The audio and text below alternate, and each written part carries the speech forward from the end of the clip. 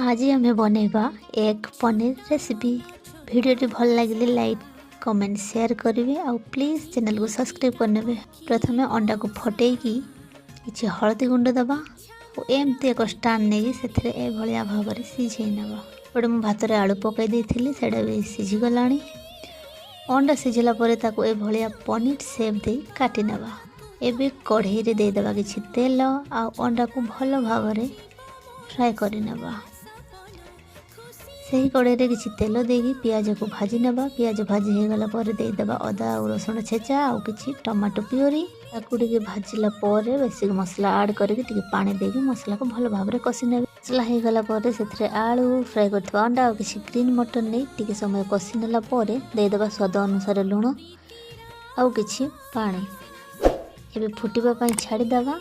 फुटिला पर देखंतु रेडी हो गला हम एग पनीर रेसिपी।